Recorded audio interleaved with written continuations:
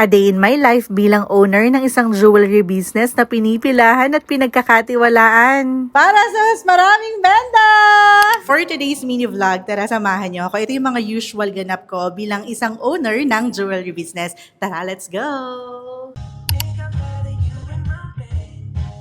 Ayan, nandito na tayo sa aming jewelry store dito sa Selena Artisans. Dito yan located sa Mandaluyong. At grabe, ang aga-aga pero ang daming tao.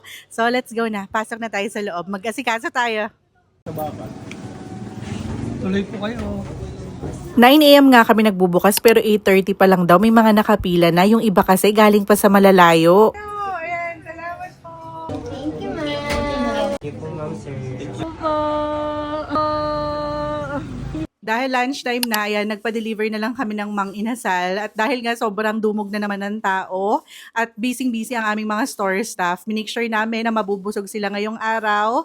And let's see kung saan tayo kakain mamaya naman. Malapit na nga kaming mag-closing pero ayan, ang dami pa rin nagsisidatingan. Iba rin talaga kapag may peace of mind na yung binibili nilang mga alas ay talagang legit.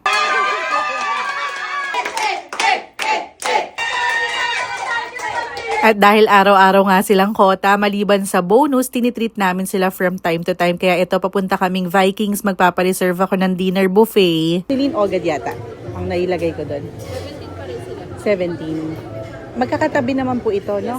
Okay.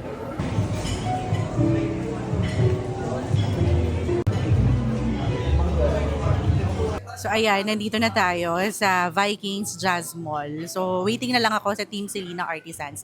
Actually, hindi nila alam na nagpa-reserve ako for the whole team kasi hindi pa nila na-experience or hindi pa sila nakapag-try dito sa Vikings. So gusto kong iparana sa kanila. Gusto kong i-treat naman yung buong team. So na-excite ako sa mga reaction nila. Plus meron din kaming dalawang celebrant. So hopefully makantahan namin sila ng happy birthday. And ayan, so waiting na lang kami kasi grabe, successful talaga yung naging sale ng Selena Artisans. Maraming salamat sa pag-suporta. Ang daming pumunta, ang daming bumili talaga ng mga alahas. Good investment naman. Okay, sa Vikings na daw tayo.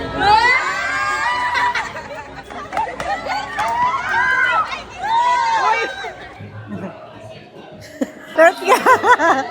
Let's eat!